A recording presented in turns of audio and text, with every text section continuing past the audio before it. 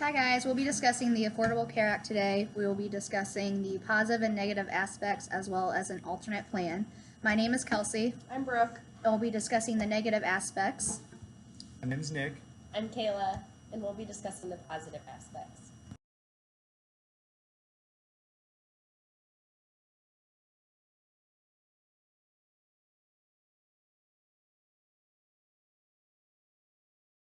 More Americans have health insurance. More than 16 million Americans obtained health insurance coverage within the first 5 years of the Affordable Care Act, and most of these being young adults. Also, there's no time limits that exist on care, so insurance companies can no longer place and maintain monetary limits on the coverage that they provide to those with insurance. Health insurance is more affordable for many people. Insurance coverage isn't free by any means, but people now have a wider range of options. Also, prescriptions cost less, so a number of prescription and generic drugs covered by the Affordable Care Act are growing. They grow each year, and Medicare beneficiaries have saved over $28.6 billion on prescription drugs under Obamacare. People with pre-existing health conditions can no longer be denied coverage. Under the Affordable Care Act, you cannot be denied coverage because of a pre-existing health problem. And also, more screenings are covered, meaning that the Affordable Care Act covers screenings and preventative services with low copays or deductibles. And there's hope if you are proactive in healthcare, you can avoid major health problems.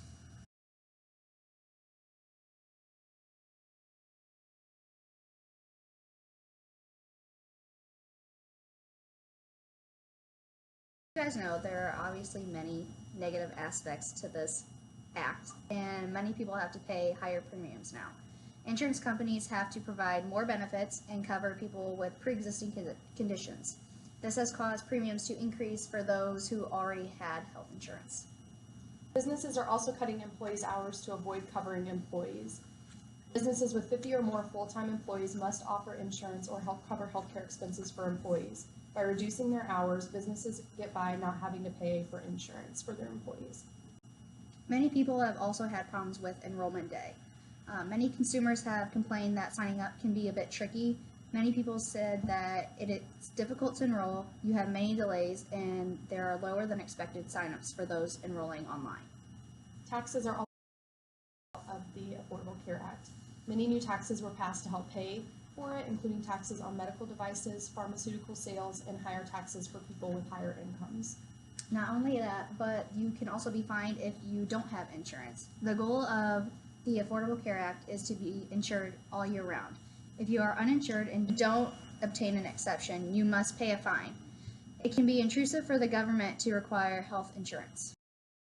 Alright, so this study finds that the policy, the Affordable Care Act policy significantly increases private health insurance for people ages 19 through 25, and also it results in a significant improvement in access to care.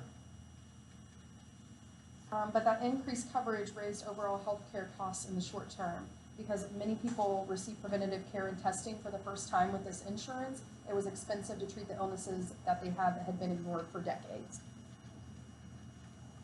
Major provisions that the American Medical Association generally supports to include Medicare bonus payments for primary care physicians and general surgeons, and an increase in Medicaid payments for primary care physicians. Issue with that because the Act does not include a provision to fix the flawed Medicare physician payment formula. In separate legislation, Congress extended current Medicare physician payments through the end of 2011. Many associations are working with Congress toward permanently replacing the Medicare physician payment formula. Another pro of this act is for the middle class who earn up to 400% of the poverty level. They receive tax credits on their premiums, allowing it to expand Medicaid to 138% of the federal poverty level, and it provides this coverage to adults without children for the first time. for the higher income people because it's raised the income tax rate for over 1 million individuals with incomes above $200,000. It also raised taxes for 4 million couples filing joint returns on incomes exceeding $250,000. The rate increased from 1.45% to 2.35% on incomes above those thresholds. They also pay an additional 3.8% on Medicare tax.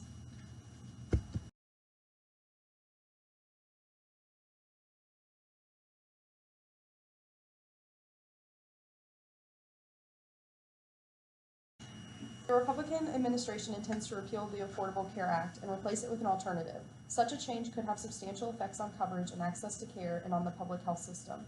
The simplest repeal would undo it entirely and return health insurance coverage more or less to where it was before the passing of it, when 16% of Americans were uninsured. Many Affordable Care Act replacement proposals would retain the restrictions against insurers charging higher premiums to sicker people, while eliminating or changing the nature of the premium tax credits and Medicaid expansion. For example, flat tax credits adjusted only for age, which increase only at a predefined rate regardless of community-wide premium growth. Other plans propose to replace the Affordable Care Act's Medicaid expansion with either per capita allotments or block grants of unspecified size. The health sharing plans originally had a religious motive for their existence, and some still do. The two most attractive features of these plans are the price and the lack of a restrictive provider network. Premiums are well below what others are paying in the private sector for comparable coverage. Christian healthcare ministries, for example, offers a family of 3 unlimited coverage per healthcare incident for a monthly premium of $478. That's less than 1/3 the cost of a typical employer plan and less than half the cost of insurance on the Obamacare exchanges.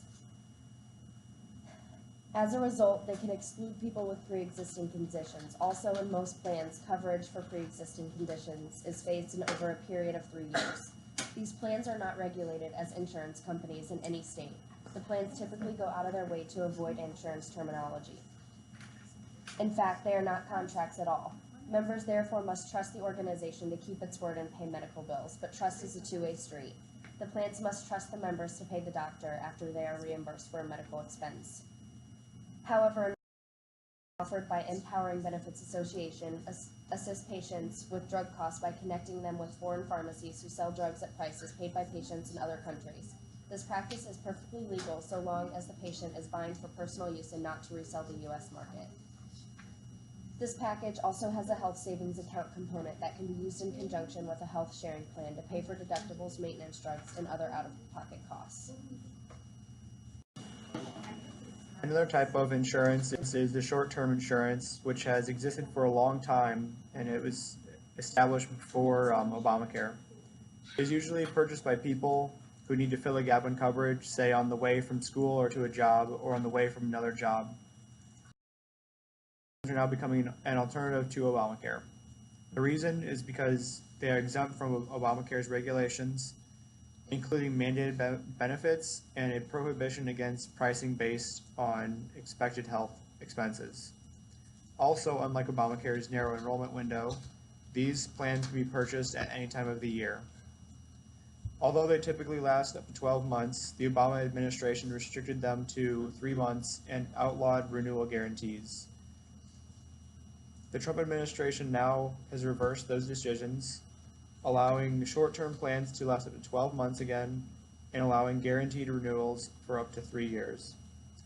The ruling also allows the sale of a separate plan, referred to as health status insurance, which protects people from premium increases due to a change in healthcare conditions, should the person want to buy short-term insurance for another 3 years.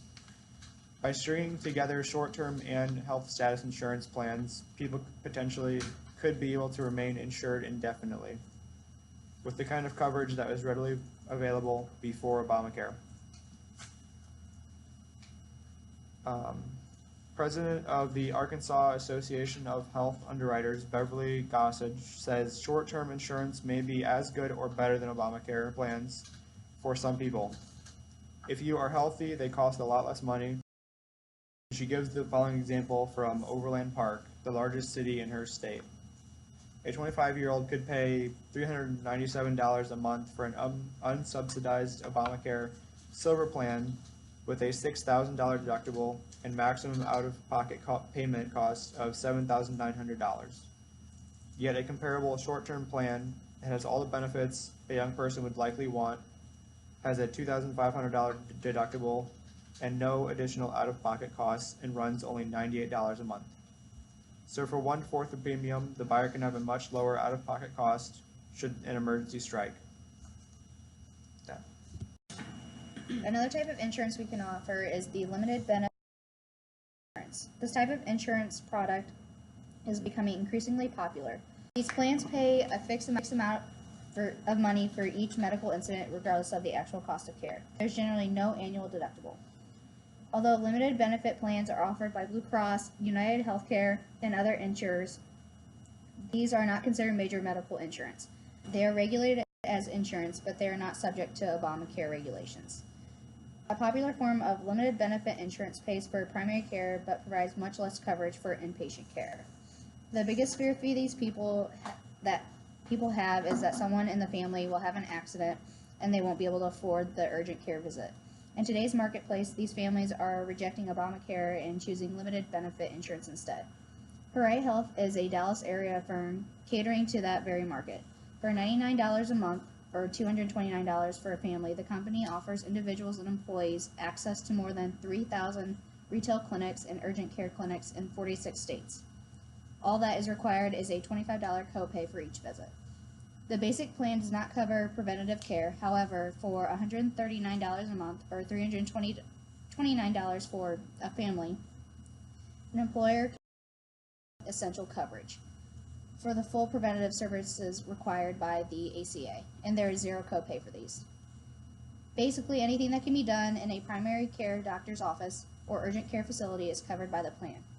However, since the number of visits is limited to 5 per year per person, this plan is not likely to appeal to patients with a continuing chronic condition.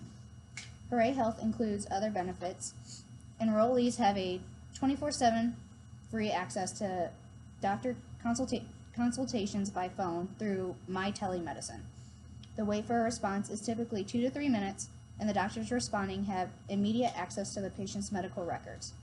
They also have 24/7 access to a where they can advise on finding doctors, scheduling medical tests, and purchasing drugs.